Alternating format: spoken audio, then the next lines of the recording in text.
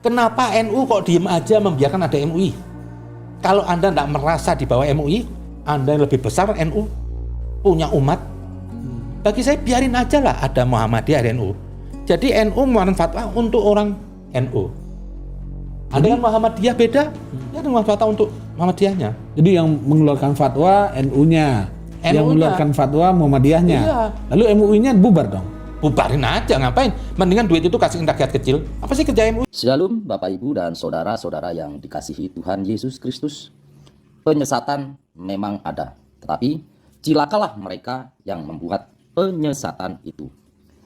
Iblis hadir menyerupai domba, tetapi oleh hikmat dan kasih karunia Roh Kudus yang menyertai kita, dari buahnya lah kita boleh mengerti dari pengajaran-pengajaran yang diberikan kepada setiap orang. Kita simak setiap video yang ada dengan membuka hati, membuka mata, dan membuka telinga, supaya kita beroleh pengajaran dan pembelajaran dari setiap apa yang boleh kita simak. Gini-gini, nggak copot-copot malah Bib.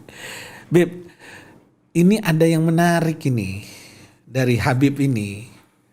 Bulan Januari 2022 yang lalu, itu sampai-sampai orang dari luar negeri, itu kan, yang dari Afrika sana, itu ikut mengomentari statementnya Habib yang konon kontroversi. Apa sesungguhnya yang Habib sampaikan waktu itu, kok bisa kontroversi begitu? Iya, emang banyak dari luar negeri juga, dari Amerika berapa orang. Jadi ya saya nggak nyangka aja lah jadi berita rame. Mungkin karena sikap saya itu melawan kelompok-kelompok radikal, terutama yang dimotori oleh beberapa oknum Habib. Yang di sini ada Rizik dan Bahar. Mungkin baru adalah pertama kali, kalau orang bilang Habib versus Habib. Dan mungkin baru pertama kali ada Habib yang lantang melawan itu ya saya. Padahal saya tuh tidak ada niat membuat ribut. Saya hanya ingin meluruskan, ingin menjaga NKRI ini dari isu-isu agama yang tidak produktif, yang akhirnya menghambat kemajuan dan bisa merusak sendi-sendi negara. Itu yang saya mulai dari bicara di situ, jadi rame lah. Ya butuh keberanian aja loh. Saya pikir sejarah itu milik orang pemberani. Jadi saya nggak ada masalah. Banyak hambatan, banyak tekanan. Saya jalanin aja. Pokoknya saya untuk tanah air ini, saya hidup di sini. Sekalipun saya etnis Arab, saya sudah hidup di sini. Beranak pinak di sini, sekolah di sini, punya nyari nafkah di sini. Saya pikir kalau saya nggak bela NKRI itu, saya biadab lah. Boleh muka saya casingnya Arab, tapi saya sudah NKRI. Darah saya ini sudah NKRI. Jadi untuk NKRI ini, saya akan lawan siapapun. Mau negara Arab pun sekalipun menyerang Indonesia, saya akan terdepan melawan, membela Indonesia. Itu aja mungkin gerak jalan. Nah, sikap saya ini bukan baru sebetulnya. Sudah lama saya menolak radikalisme. Mungkin saya satu-satunya Habib lah. Saya tuh menolak sepak terjang FPI dulu. Bagi saya ini bukan gerakan agama. Ini gerakan politik. Karena apa? Gerakannya terus ingin melawan pemerintah. Mengatakan apa pemerintah nggak Islami dari mana? Negeri yang paling teratur Islam itu Indonesia. Nah, kita jaga NKRI nggak perlu lah. Nah di situ saya mencoba melawan, saya seorang diri. Ya macam-macam hambatan, ancaman. Bagi saya itu nikmat aja. Kita membela kebenaran itu nggak ada yang sakit. Sekalipun harus hidup susah, akan diancam, dibunuh, enggak. Itulah indahnya kebenaran. Memang dengan statement-statement Habib begitu, ada ancaman-ancaman juga kiri kanan. Ancaman sudah bertubi-tubi lah. Ditempel-tempel dulu stiker di daerah Jelitan rumah saya.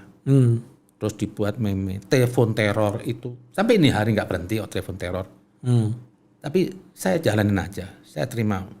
Saya ikhlas kok. Takdir saya itu andaikan saya harus hidup miskin atau mati terbunuh pun asal Allah ridho saya ikhlas kok untuk NKRI ini. Gimana Habib melihat sekarang Indonesia kita, keberagaman kita, Bhinneka Tunggal Ika, kehidupan berbangsa dan bernegara, emang ada yang ganjil sekarang, Bib? Justru saya melihat negeri ini ada progres lebih bagus. Timbul nasionalisme, timbul kepedulian rakyat terhadap negara. Dulu mungkin nggak ada orang punya rasa ingin menjaga negeri ini. Karena kita juga punya pemimpin yang nggak menjadikan rakyat itu ingin bersuara. Tapi saat ini saya lihat dari anak-anak, ibu-ibu, semua itu terjun ingin menjaga negeri ini. Terlepas ada letupan-letupan radikalisme ini, tapi saya yakin negeri ini akan menjadi lebih baik. Kan ada pepatah mengatakan, lewat dosa manusia menjadi dewasa. Semoga lewat dosa Indonesia ke depan menjadi dewasa dan maju. Itu aja, jadi perlu kebersamaan. Saya bersuara sendiri bukan mau cari nama. Saya ingin membangun semua bangsa Indonesia. Gak usah lah beda-bedain suku atau apa. Ayo kita sama-sama jaga NKRI. Alhamdulillah kita dikasih pemimpin yang hebat, Jokowi. Ini perlu kita jaga. Itu aja mungkin. Ya, terkait dengan membeda-bedakan masalah yang Habib sampaikan itu. Yang terbaru ini membeda-bedakan soal label halal, Bib. Ada yang bilang label halal baru Indonesia ini mirip Gunungan Wayang. Tapi kalau lancipnya diturunin dikit, dia mirip kubah masjid. Dan ada juga yang mempersoalkan kenapa warnanya itu ungu. Oh, enggak hijau. Kenapa enggak hijau? Kenapa enggak biru? Atau yang lain-lain. Gimana Habib melihat nih? Ini saya lihat lucu, lihat orang-orang yang melibutkan logo. Kapan negeri ini maju? Kok cuma logo diributkan urusan halal-halal? Nggak usah mikir logonya, penting itu barangnya itu halal apa enggak? Apa sih arti logo? Dan lagi pula, ini juga saya lihat MUI ini sudah melampaui batas bicaranya. Dia juga ikut berontak. Tentang labelisasi ini mau dipegang oleh Depak itu ada undang-undangnya. Dan ini sudah dicetuskan di era SBY. Jadi jangan disalahkan kok menaknya. Ini undang-undang yang buat, bukan menak. Nah, di sini diributin simbol, katanya kok kayak kewayang, ada lagi pendakwah tuh katanya dari Sumatera Barat juga, yang dulunya nggak tahu belajar agama di mana, penyanyi pakai sorban, malah dia ngeritik kok wayang diributkan. Kan Indonesia nggak Jawa aja. Ini manusia-manusia kerdil nih.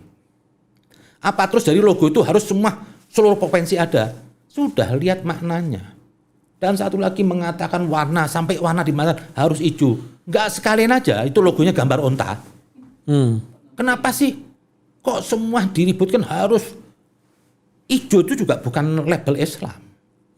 Bukan label Islam. Semua warna ciptaan Tuhan. Yang penting nilainya. Jangan sesuatu ada lagi MUI bilang kok nggak pakai ada nama MUI. Seperti label MUI ini label dari langit. MUI ini apa? Saya lihat jujur aja. Justru yang membuat kegaduhan isu agama tuh lahir dari MUI.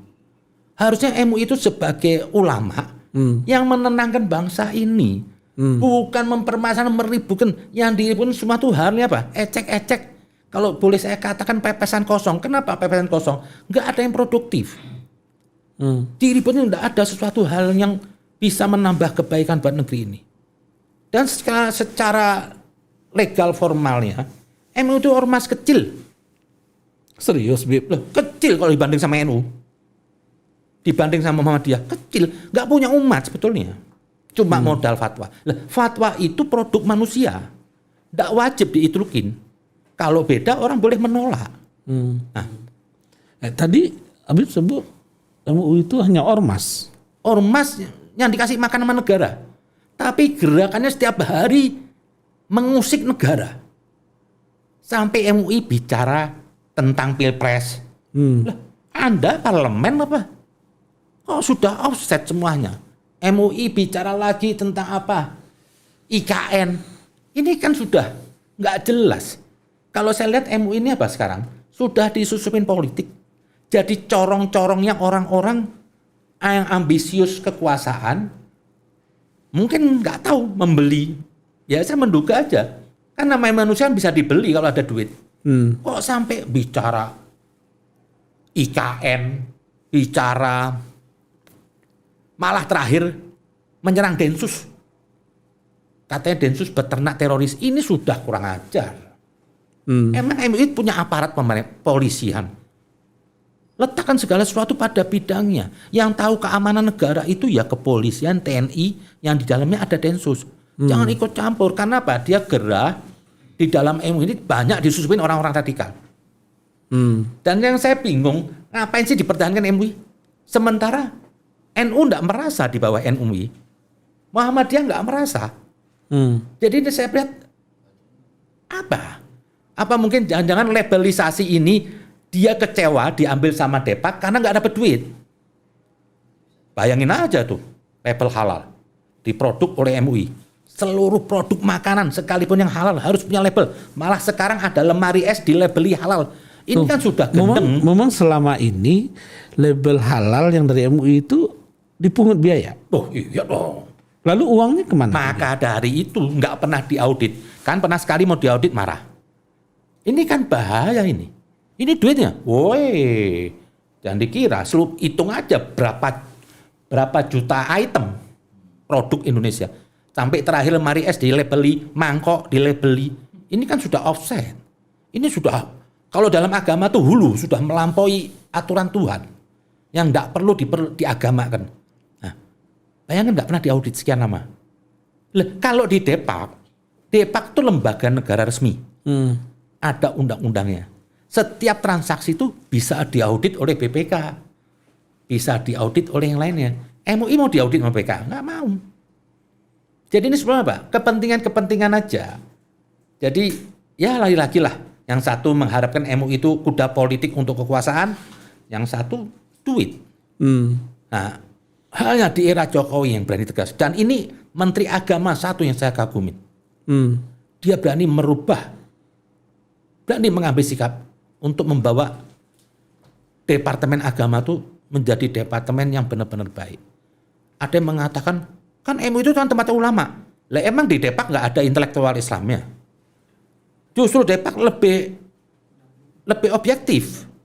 Tidak didominasi oleh Islam aja. Ya bahkan di kampus-kampus juga banyak ulamanya kan, Bib. Malah terdidik, profesor, doktor. Ulama itu nggak jaminan. Lebih susah jadi manusia daripada jadi ulama. Apa sih susah jadi ulama? Baca-baca teks ngoceh. Tapi belum tentu mencerminkan kebaikan. Banyak orang itu munafik bertopeng agama. Bib, kalau kita lihat di luar negeri, Bib, yang ulama assembly gitu kan, atau majelis ulama itu berada di bawah, dia bagian dari organisasi pemerintah. Di Singapura lah contohnya, yang lebih jelas. Malaysia. MUI itu di bawah Kementerian Dalam Negeri. Di Malaysia juga di bawah kementerian. Di Saudi lah misalnya. Saudi di bawah kementerian. Nah kalau kita lihat di Indonesia ini gimana sesungguhnya Bib melihat ini? Emang lucu Indonesia ini. Satu-satunya lembaga MUI ini yang digaji pemerintah, tapi gerakannya mau nyimpang sendiri. Kadang-kadang kontra dengan NU, dengan Muhammadiyah, dengan pemerintah. Harusnya kan MUI itu sejalan dengan Depak. Ini memang sudah tumpang tindih lah saya bilang. Negeri ini kebanyakan ormas agama. Sudah ada Depak, masa ada MUI lagi? Sudah ada NU, ada Muhammadiyah, masih perlu ada lagi MUI. Secara nggak langsung apa? NU dan Muhammadiyah itu dikangkangin oleh MUI. Kenapa saya bilang MUI ini bahaya? Padahal sama-sama ormas. Nah, iya, tapi NU punya umat, MUI nggak punya umat. Nah, yang lebih bahaya kenapa saya bilang MUI? MUI ini semua organ Islam masuk di situ. Jadi kalau ada organ Islam radikal, malah disusupin radikal teroris, karena bisa masuk semuanya. Mengatasnamakan MUI. Jadi dia besok bisa menjual gerakannya dia radikal, mendompleng, gue pengurus MUI. Padahal mbak misi-misi apa? Radikalisme. Faktanya terjadi kan. Nah itu sampai si Anwar Abbas itu sewot. malah menyerang BNPT. BNPT bekerja dengan bagus. Dan saya setuju tuh, banyak masjid dan pesantren itu terindikasi radikalisme. Dan itu emang sarangnya. Karena kalau kita membawa misi radikalisme atas nama agama, ya berarti di pusat-pusat keagamaan seperti madrasah, masjid, nggak perlulah mengelak. Nggak perlu menjaga Islam dengan gengsi Islam, tapi melegalkan radikalisme. Nggak perlu. Yang penting kita benahi saja. Kita benahi, kita sikapi. Kita sikapi. Kalau memang ada ya kita perbaiki. Harus. Seperti kemarin, tindakan menembak seorang dokter, itu gentleman. Siapapun yang mau jadi teroris, mau dokter, mau ahli ibadah, mau Habib, tembak. Nggak penting. Agar kapok. Agar jangan sampai orang lain nanti jadi mati dan kapok. Kalau dia mungkin kapok nggak pernah ya, dia tuh mati mau. Saya cuma menghindari, jangan sampai ada bangsa ini yang besok jadi korban orang yang nggak bersalah. Coba kalau anaknya Pak Muhammad besok kena bom, kan sakit hati. Ini harus dijaga. Nggak usah berdalih, kemarin ada seorang dokter bilang, loh ngapain kalau dia ditembak mati? Apa artinya hukum? Loh, menembak mati itu juga koridor hukum. Oh iya. Jangan terus hukum itu cuma di penjara. Menembak mati itu juga koridor hukum. Saya dukung Densus nembak. Jadi penembakan mati terhadap dokter yang kemarin itu hukum yang sebenarnya. Jangan hukum itu cuma di penjara. Akan ada hukuman mati.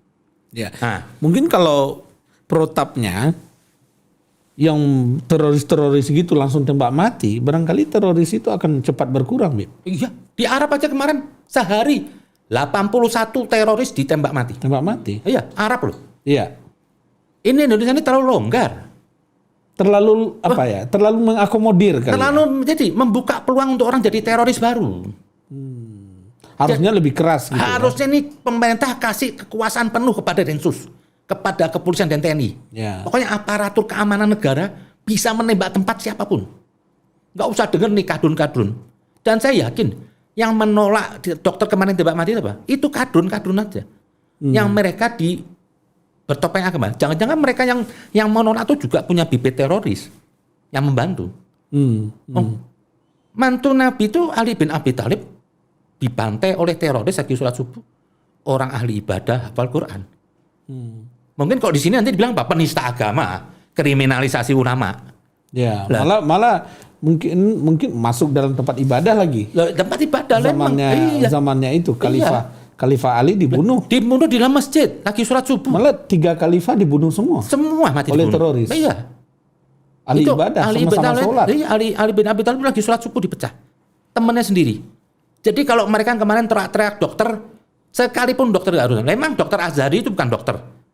Yang teroris itu, yang dari Malaysia. Nggak penting itu bagi saya. Apapun pejabatnya. Kalau ada orang-orang yang mendukung itu, menolak kematian dokter yang dituntut mati itu, Pak Densus semuanya, Kak Densus TNI, cari itu orang semua. Saya curiga dia juga membantu teroris. Karena teroris itu nggak harusnya eksekutif ngebom, enggak.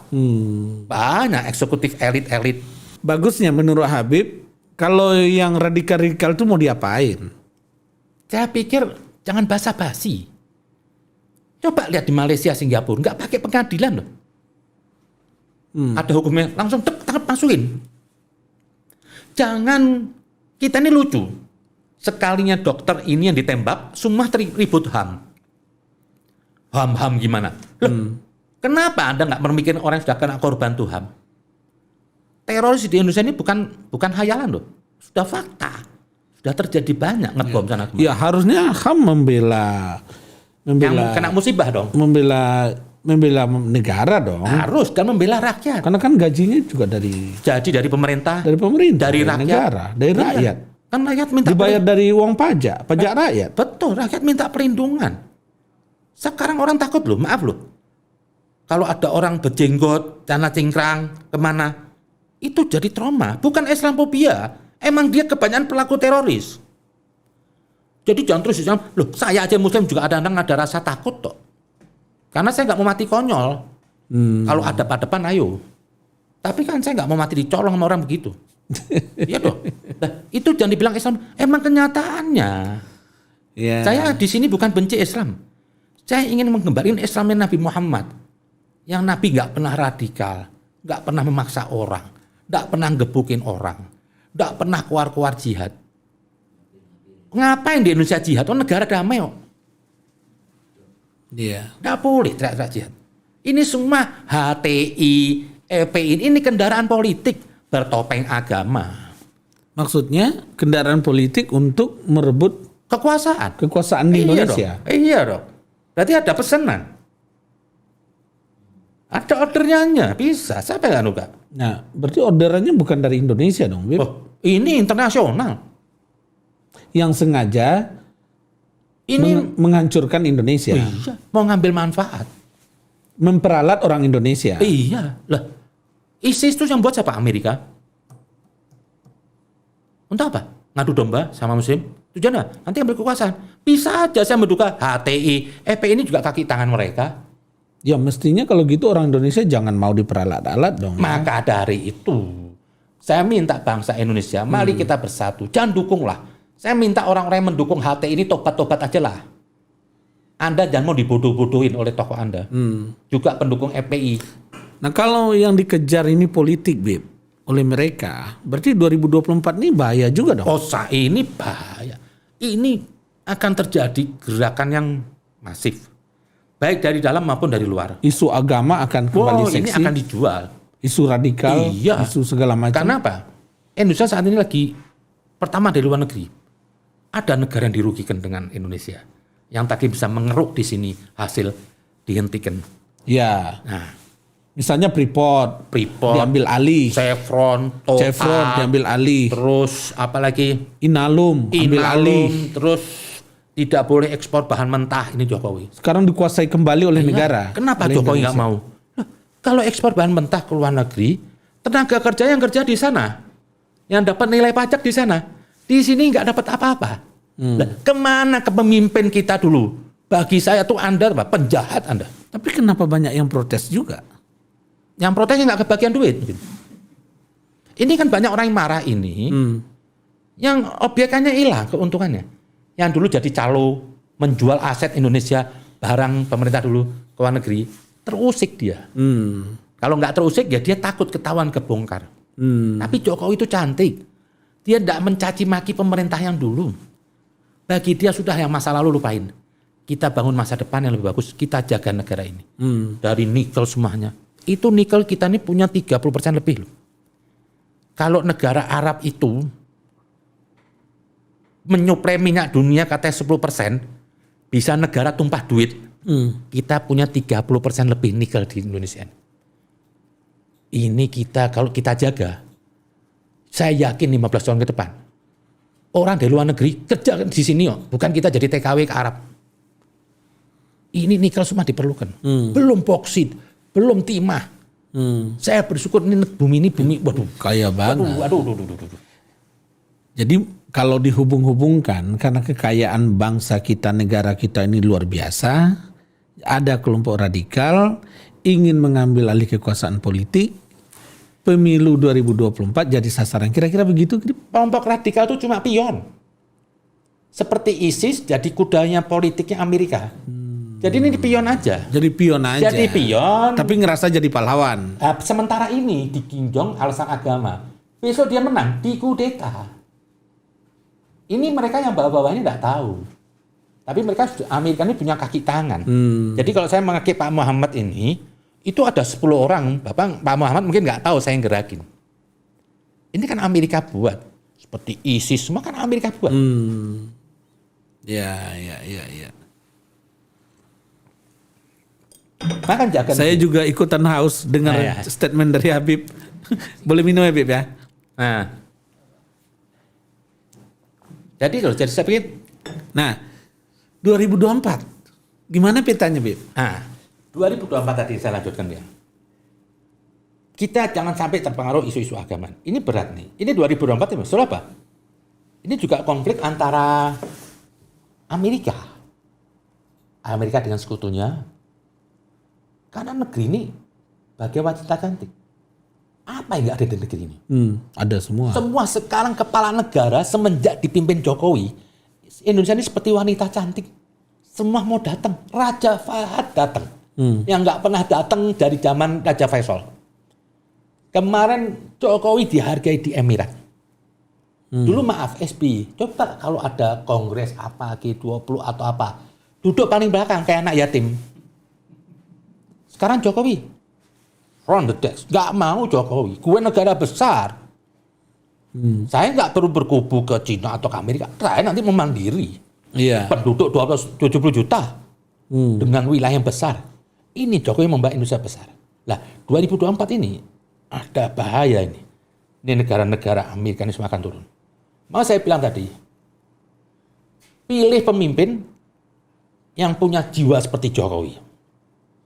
Yang punya bermental seperti Jokowi. Yang tidak menggunakan agama sebagai kuda politik.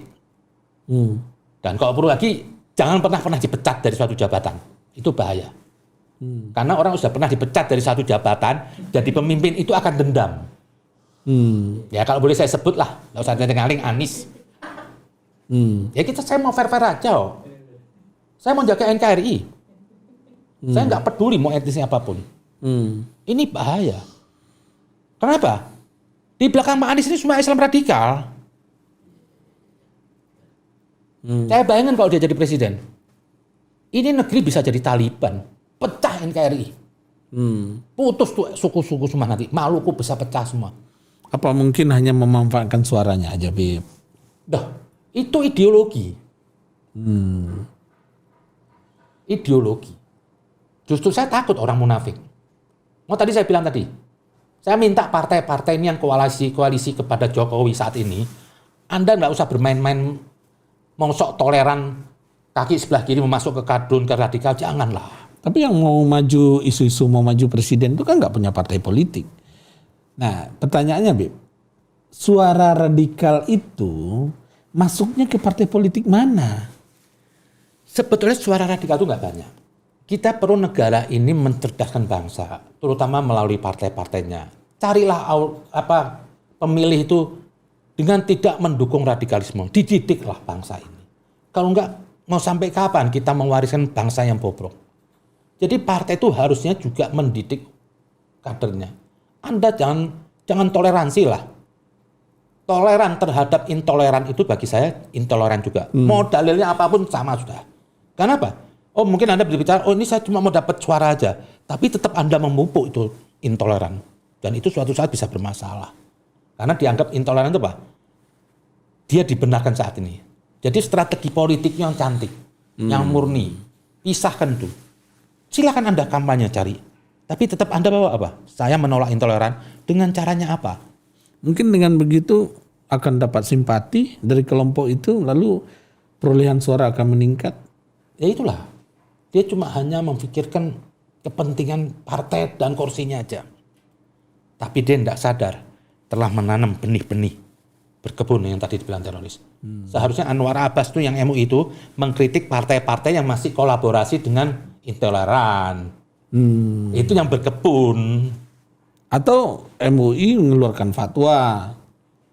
Seharusnya dong. Fatwa tentang kita hidup bernegara ini boleh nggak radikal, boleh nggak ngelawan pemerintah. Harusnya MUI itu mengutuk khilafah. PKS juga harusnya mengutuk khilafah. Ini nggak ada fatwa tentang itu ya? Nggak ada. Tapi Partai urusan bertopeng Islam, tapi urusan yang lain diributkan. Saya boleh dong lama-lama curiga. Jangan-jangan MUI dan PKS ini mata rantai khilafah itu. Kita mana tahu. Boleh saja partainya berafiliasi Pancasila, tapi sikapnya di luar beda. Ya namanya orang mau mencapai suatu misi kan boleh aja bermuka munafik pertama. Pura-pura NKRI tapi ujungnya. Ya kan teroris juga teriak NKRI juga. HTI kan juga teriak NKRI. Tapi dia menolak Pancasila, menolak Bhinneka, ingin memaksakan satu agama. Ini sudah kriminal. Ini sudah makar sama Tuhan. Kenapa saya bilang makar terhadap Tuhan? Karena Nabi tidak pernah mengajarkan mendirikan negara agama. Nabi tidak pernah mencontohkan mendirikan negara agama. Nabi bukan mengatasnamakan Islam saja, tapi semua agama. Madinah itu bukan negara agama. Ini khilafah memaksa. Ya di Madinah, kalau kita lihat Madinatul Nabi, eranya Rasulullah dulu, di Madinah, Bahkan dalam pasukannya Rasulullah agama juga beragam. Di dalam pasukan Rasulullah ada yang beragama Majusi, ada Yahudi, ada Nasrani. Loh, istri Ada Islam. Nabi punya mertua Yahudi. Nabi punya mertua Kristen. Keluarga dari istri Nabi itu semua Kristen. Pamannya Waraqah bin Nawfal yang menikahkan Nabi, seorang pendeta. Ya, Nabi tidak pernah mempersoalkan masalah Nabi etnis. tidak pernah merubah keyakinan orang. Karena Nabi bukan satu untuk golongan Islam. Di dalam Al-Quran diterima tuh semua kitab Allah. Ada Taurat, Injil, Al-Quran. Dibenarkan. Kalau sekarang, Bib, soal etnis ini di Indonesia ini kan kayak apa, batu bara panas banget gitu loh. Itu dari mana asalnya? Ini semenjak ada pemaksaan Islam Arab, mengagung-agungkan etnis Arab, akhirnya terjadi apa? Merendahkan bangsa sendiri. Ini terjadi. Contoh kemarin saya ngeritik Arab, semua rame. Ya, Betul, yang Habib bilang masalah Arab yang Saya bilang Arab itu kalau nggak ada Ka'bah nggak punya kehormatan. Itu fakta. Bukan saya rasis, saya juga etnis Arab kok. Apakah terus Tuhan itu rasis? Mengatakan di Al-Quran Arab itu kuat kekafiran dan kemunafikannya, kan enggak. Iya. Tapi Tuhan ingin memberikan berita. Ya. Nah, maka diutuslah Nabi. Kalau nggak ada Nabi mungkin belum tentu sampai sekarang ini. Kita yang harus bangga bangsa Melayu ini. Jauh dari Arab. Nggak ada bau Arab ke sini. Ini bisa semua menerima Islam dan terbesar di dunia. Saya heran kalau ada bangsa Melayu seperti ada Kiai Romli itu yang dari Madura itu modal Kiai Sorban. Dia bilang apa? Bangsa Arab lebih baik bangsa Nusantara. Mungkin dia lahirnya di mana tuh? Atau mungkin jangan-jangan dia terima kebanyakan makan duit dari Arab kali. Kok ada orang menghinakan bangsanya sendiri? Indonesia ini sudah punya peradaban. Sebelum Nabi lahir sudah ada Borobudur, ada Prambanan. Ya, ini Habib pakai baju Borobudur. Nah, ini saya. Bukan pakai baju Arab saya, pakai baju Borobudur. Saya bangga ini. Ini Masuk keajaiban dunia. bukti bangsa ini terhormat. Punya peradaban. Peradaban yang luar biasa masa lalu. Saya ini sudah 4 turunan kemari. Saya sudah, kalau dicek DNA saya, sudah hilang Arabnya. Casingnya aja masih Arab. Ada teman saya itu di Amerika, orang Arab juga. Pas dicek DNA, sudah 90% Asia. Ketulis di komputernya Indonesia. Iya, Asia dia bilang. Sudah Asia. Jadi sudah tidak ada Arabnya. Makan sini, semua di sinilah di sini. Dari kakek saya keempat. Jadi ngapain? Tempat kelahiran itu bagi saya leluhur saya. Kalau ada orang bilang apa? Di mana langit junjung, di situ apa? Di mana bumi dipijak, di situ langit dijunjung. Selesai. Nabi juga di Arab tuh pendatang kok. Bukan suku asli. Kan Nabi dari keturunan Ibrahim. Iya. Dari kakeknya Quraisy ke bawah itu diarabkan, lahir di Arab. Jadi kalau ada orang mengklaim Arab itu tolak ukur keimanan, keislaman, itu dia salah asuh lah. Kayak Romli itu. Karena dia menganggap, kenapa dia bela Arab? Dianggap Islam itu lahir di Arab. Islam bukan Arab. Betul kata almarhum Kiai Zainuddin MZ. Tidak ada di Al-Quran, wahai Arab, tidak ada. Wahai orang beriman, tidak ada. Wahai Arab. Iya. Iya, seperti yang tadi itu. Kayak MUI yang ingin membawa MUI, terus NU sama Muhammadiyah seakan-akan di bawahnya. Padahal sama-sama ormas. Muhammadiyah ormas, NU ormas, MUI juga ormas. Sementara MUI itu cuma modal fatwa. Fatwa itu relatif, nggak mutlak. Seperti contoh MUI mengatakan selamat Natal haram, saya nggak pakai. Karena keyakinan saya tuh dia salah. Nggak ada itu hal. Nah, kenapa MUI ini tidak dipemerintahkan saja? Saya malas dulu bertanya, kenapa NU kok diem aja membiarkan ada MUI? Kalau Anda tidak merasa di bawah MUI, Anda yang lebih besar NU, punya umat. Bagi saya biarin aja lah ada Muhammadiyah NU. Jadi NU mengeluarkan fatwa untuk orang NU. Ada yang Muhammadiyah beda, dia ada fatwa untuk Muhammadiyahnya. Jadi yang mengeluarkan fatwa NU-nya, yang mengeluarkan fatwa Muhammadiyahnya. Iya. Lalu MUI-nya bubar dong? Bubarin aja, ngapain? Mendingan duit itu kasih rakyat kecil. Apa sih kerja MUI? Tumpang tindih. Sudah ada matahari NU, masih perlu lilin MUI kan nggak perlu dong. Kan MUI cuma lilin kecil. Ini ada matahari NU dan Muhammadiyah. Masih perlu kita mbak ini lagi? Kan nggak perlu. Dan bahayanya MU itu produk Soeharto, produk politik untuk mengkebiri umat Islam. Ditekan tokohnya. Oh, di situ banyak di unsur MUI pada tahun sebelumnya itu isinya apa? Orang-orang Wahabi semua. M. Nasir, siapa itu? Orang-orang radikal semua. Jadi didominasi mereka.